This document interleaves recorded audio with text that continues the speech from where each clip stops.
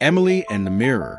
Emily was a quiet, curious child who spent most of her time exploring the dusty corners of her grandmother's sprawling old house. The house was filled with relics of the past, ornate furniture, paintings of somber ancestors, and rooms locked for as long as Emily could remember.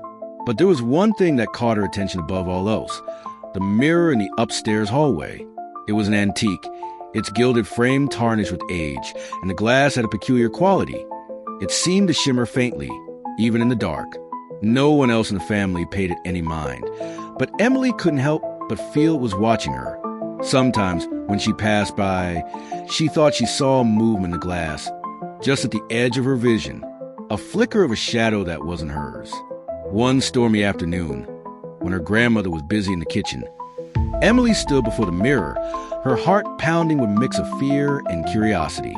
"What are you hiding?" she whispered, her breath fogging the glass.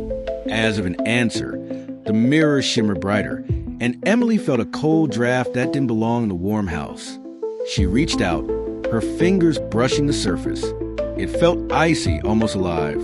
Then, to her shock, the glass rippled like water, and her reflection smiled, a smile that Emily wasn't making. Before she could scream, the reflection reached out and grabbed her hand, pulling her into the mirror. The world beyond the glass was dim and twisted. Shadows loomed where light should have been, and the air was filled with hollow, echoing sound like a distant moan. Emily turned to look behind her, only to see the mirror standing there, as if she were still in her grandmother's hallway. But on the other side, her reflection stood, watching her with wide, unblinking eyes. "Let me out!" Emily shouted, pounding on the glass. The reflection mimicked her, mocking her movements but staying eerily silent.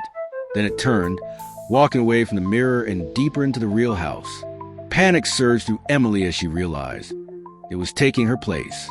As she wandered through the mirrored world, Emily discovered she wasn't alone. Other children were there, their faces pale and their eyes hollow. They whispered to her, their voices barely audible. "She traps us here," one said. "She steals our lives," another murmured. Emily tried to find a way out, but the world shifted and twisted, disorienting her at every turn. Days felt like years. She could see glimpses of her reflection living her life, her grandmother none the wiser. But Emily wasn't ready to give up. She waited until the next storm, when the mirror shimmered brighter than ever, and with all her strength, she threw herself against the glass. To her relief, she tumbled back into her grandmother's hallway. But something was wrong. The house was empty, cold, and crumbling, as if it had been abandoned for decades. The mirror stood intact, its glass now dark and dull. Emily looked at her reflection, and this time, it was her own. But when she turned to leave, a faint whisper came from the glass. "Not everyone escapes.